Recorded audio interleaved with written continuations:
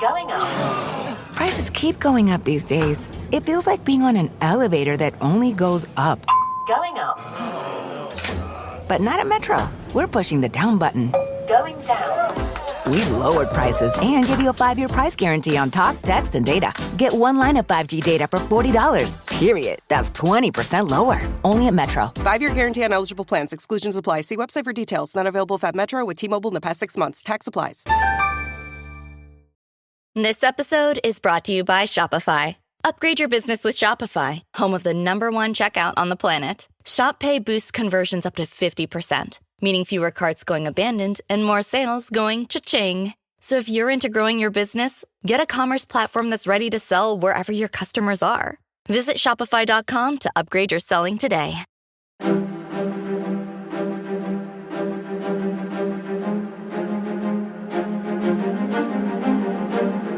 Hello, and thank you for listening to The History of World War II podcast, episode 532, What's Hungarian for? Where'd the Italians go? Last time, we watched as Soviet forces pierced the Italian 8th Army's line and then turned around to finish off Manstein's allies to the immediate northwest of Stalingrad. This was done in a matter of days, being roughly over by December 19th.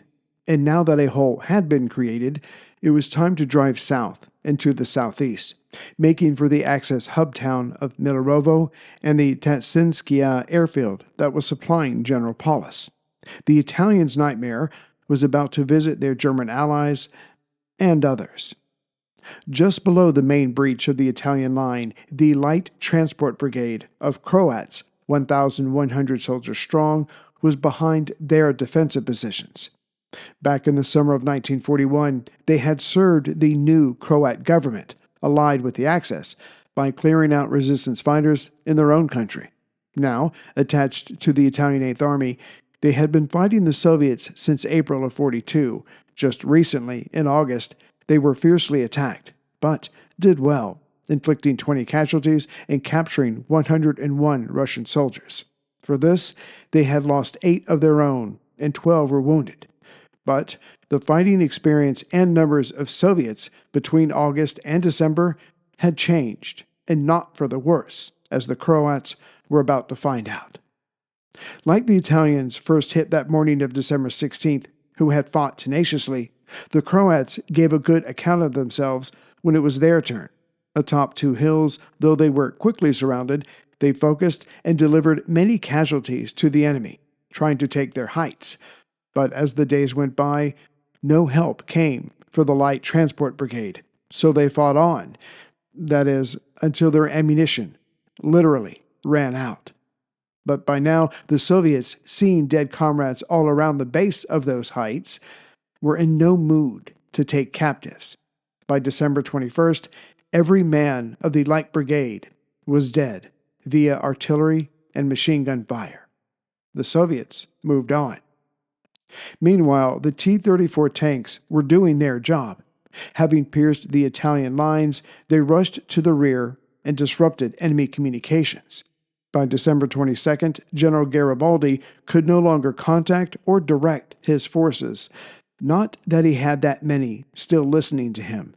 It was complete chaos, which only allowed the Soviet tanks to continue on, pushing hard south, smashing or ignoring the enemy panic around them. They drove 50 miles and came upon the town of Milerovo. Not only was this a communications hub for the Axis, but several large Italian bases were there for the troops to rest or recuperate if injured. But the result of the fighting here was no more of a question than it had been at the Italian line, as Milerovo's defenders were easily outnumbered.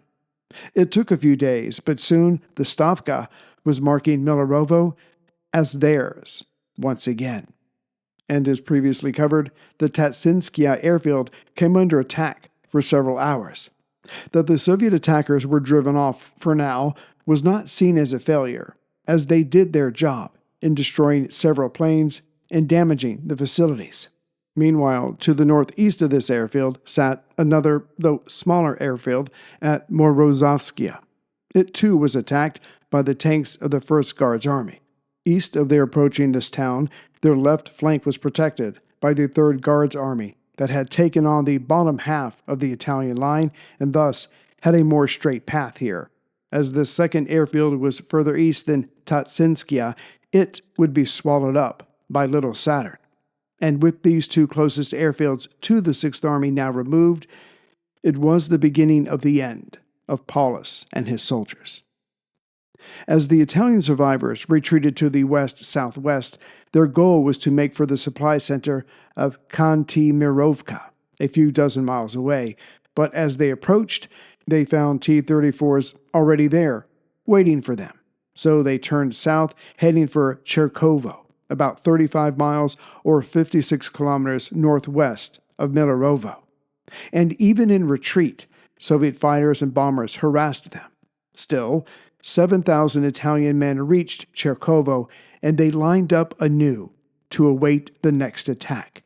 More because it was near the end of the Soviets' aim this go-around, rather than Italian tenacity.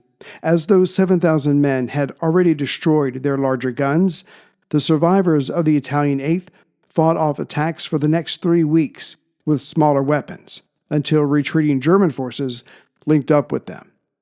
As for the area between the Don River and places west of it like Cherkovo, there would be roving bands of Italian survivors. Most of these, however, were caught up in Soviet sweeps. Very few made it far enough west. When captured, the enemy officers were separated from their men to be interrogated. Most of them were then eliminated. Just south of most of the Italian line is the Chur River, itself being southwest of the Don River. Along this river was the main battle line, and there, connecting the Italians and Romanians below them, was the Hollet detachment. As the line above the detachment was compromised, they were forced to pull back. Their goal now was to reach that town where the Luftwaffe had the smaller air base. Also there was the headquarters of the 3rd Romanian Army. Also pulling back with them was the Romanian 11th Infantry Division. As with most retreats, there was a breakdown in cohesion, which the Soviet planes took advantage of. But as the Romanians were looking up while running, they missed one too many Soviet ground sweeps. The infantry's commander, Brigadier Nadella, was taken prisoner. The division's breakdown only sped up from there. So yes, the attachment needed to pull back, but they also needed the supplies stashed in a town nearby. So Hollet ordered the Romanian 7th Cavalry Division to hold the line in front of the town, while the supplies were loaded onto trucks. The Romanian line was soon engaged by Soviet forces, and the defenders were pushed back to inside the town itself, but they continued to resist. And this resistance would go on for more than a week, making sure their comrades of Army Group South had time to retreat and set up their defenses again with supplies. The town itself was completely destroyed, but by the time the Romanians retreated, which was early January 1943, they were literally the last Axis troops to leave the Chur line. As we have seen, Manstein's Operation Winter Storm got to within 35 miles of Stalingrad. All Paulus had to do was fight his way out to meet it. But that did not happen. Paulus, a by-the-book officer, asked Hitler for permission. It was denied. The 6th Army stayed. To the south of all of this, the Soviets had launched their southern or left pincer attack as well. Soon, General Hoth's panzers and the Romanians near him were attacked by 150,000 men and 400 tanks. As for the Romanians' 4 infantry divisions, they were practically wiped out to the last man by the Soviet 4th Cavalry Corps and the tanks of the 7th Tank Army. The 2nd Romanian Cavalry Division suffered the same fate, also southwest of Stalingrad, but they had a few more survivors. But again, as a fighting force, it was over for them. This was the handiwork of the Soviet 6th Mechanized Corps. Soon after, U.S. Brigadier General Thomas Hurley, a liaison officer, visited the battlefield here. A part of his report to the president read like this: "The Romanian troops, judging by the dead we saw on the field, and by the appearance of the prisoners, were far below the standard of Soviet troops.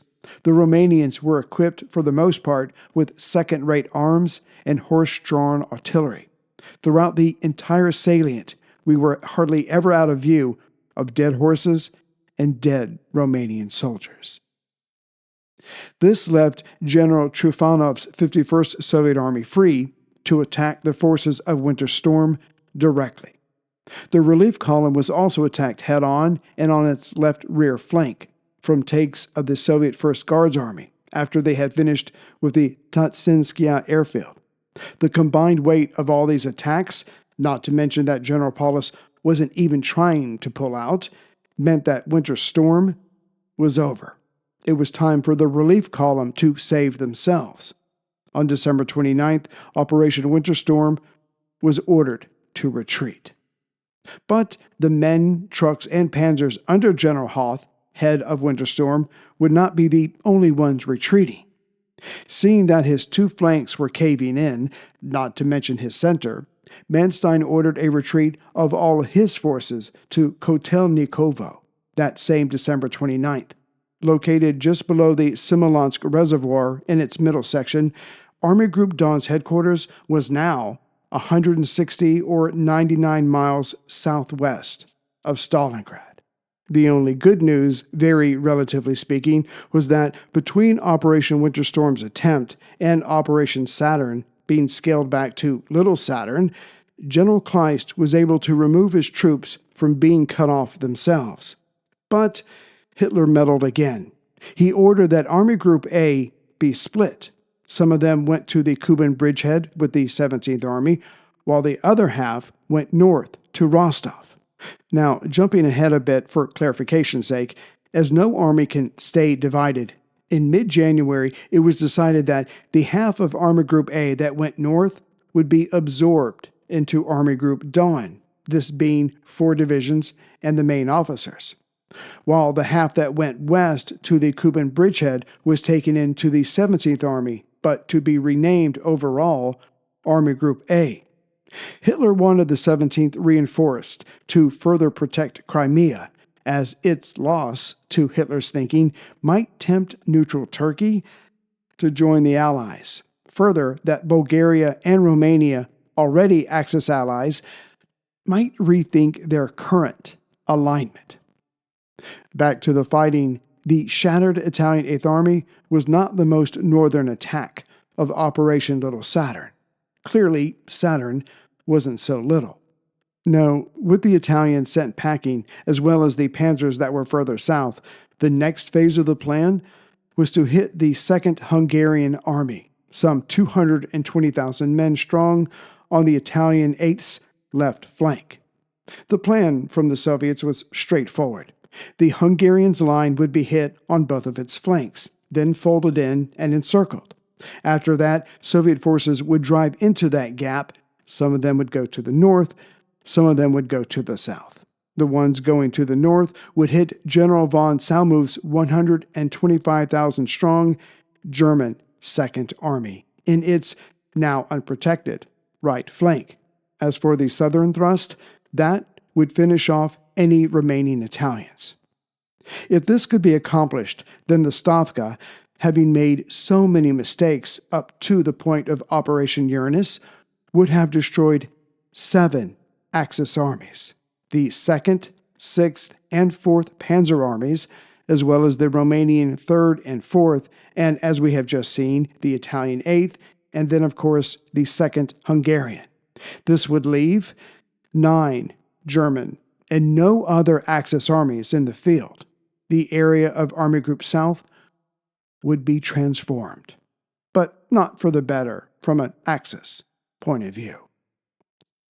The man in charge of the 2nd Hungarian Army was Colonel General Gustav Jani, and his chief of staff on January 7, 1943, wrote back to Budapest that a Red Army offensive aimed at them was most unlikely. Hopefully for them, this was true, as their tactical situation mirrored that of the Italians and Romanians. Too few men, guarding too long of a line, a lack of training, and an intense lack of weapons, most importantly, anti-tank guns. Lastly, their defensive works along their side of the Don River could have been better, and they could have used more mines, a lot more. Like the German troops of December 1941, the Hungarians were still in their summer uniforms. Thus, they grabbed whatever they could to wrap around themselves.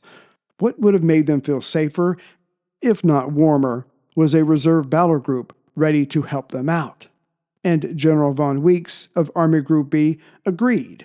Problem was, he didn't have enough of anything to create this reserve group. Berlin was nervous about this as well, so sent a general of mobile troops to help make one up. But unless this man brought 25,000 men and a few hundred tanks with him, there wasn't much point of him coming. Still, on December 30th, the general of mobile tanks, Hans Kramer, arrived, and he got to work. Fortunately or unfortunately, depending on who you ask, Kramer spoke to General Erwin von Witzleben, the senior German liaison officer, to the Hungarians. He got right to it. The Second Hungarian needed a reserve force to call upon and more of everything, modern everything, especially anti-tank guns. Further, there was no reason that the Soviets wouldn't attack here. The fact that they all hoped that it would not happen was not a basis for a plan. It will come as no surprise that this German liaison officer, who was too honest by half, was soon transferred out of the area. As for Kramer, he knew where his bread was buttered. So, after inspecting the Hungarian tanks, well, some of them, he reported to Berlin that everything seemed in order. And his reward? He was named commander of Corps Kramer, Army Group B's new strategic reserve that technically did not exist yet. But it soon would. Pulling from forces in the area, Kramer was given 2 infantry divisions, 132 tanks, and self-propelled guns from 3 panzer detachments. Now, General Yanni and von Weeks had something to call on if the Soviets came this way and if help was needed. That they had taken from the right hand and given to the left hand, well, no one was gauche enough to say that out loud. The Soviet offensive against the Second Hungarian Army commenced on January 12, 1943. There were no pre-attack artillery barrages or air attacks. The commander of this front, General Philip Golinkov, would simply have his men advance, probing as they went. And when a hole was found or created, then more of his 347,000 men would pour through it. This Russian advance would be met at times with stiff resistance, at other times with hands raised in surrender. Greetings, everyone, from Central Virginia. So let's just jump into it here. I would like to give a big kiss on the cheek thank you to Hugh Harnett for renewing his membership and for making a donation. Thank you very much, Hugh. I greatly appreciate it. As far as other people who have donated, let's see here. Ryan Pruden, Daniel Malone from Dublin, Ireland. So, Daniel, there's a good chance I got your last name wrong. Sorry about that. And Lindsay McCall. Thank you very much, Lindsay. So, yeah, we're getting to what's going to happen is the Hungarians are going to be attacked, and then the German force next to them is going to be attacked. And then, believe it or not, this is all just kind of like an immediate stage. Then the Soviets have something much more ambitious in mind, but it's going to stall out. And then that's when Berlin's going to go, aha, here's our chance. And that sets up the Battle of Kursk. But we're getting there, just a couple more episodes. And then, of course, then the Germans are pretty much on the defensive for the rest of the war. That's just the way it's going to be for them because they literally have lost momentum. They don't have enough men. They didn't knock out the bigger guy in the first round. So this is the price they're going to pay. But it is going to drag out, and they're going to lose a lot of men while it's dragging out. And on that happy note, take care, everyone. Hello, everyone. My name is Wesley Livesey from the History of the Second World War podcast. Join me on a journey through the most destructive conflict in human history. A journey that will take us not just through the famous campaigns and cataclysmic battles, but also to the lesser well-known corners of the war that touched millions all over the world, as we try and answer not just the questions of what and where, but how and why. You can find History of the Second World War on all major podcast platforms or at historyofthesecondworldwar.com. From the creators of the popular science show with millions of YouTube subscribers comes the Minute Earth podcast. Every episode of the show dives deep into a science question you might not even know you had. But once you hear the answer, you'll want to share it with everyone you know. Why do rivers curve? Why did the T-Rex have such tiny arms? And why do so many more kids need glasses now than they used to? Spoiler alert, it isn't screen time. Our team of scientists digs into the research and breaks it down into a short, entertaining explanation, jam-packed with science facts and terrible puns. Subscribe to Minute Earth wherever you like to listen.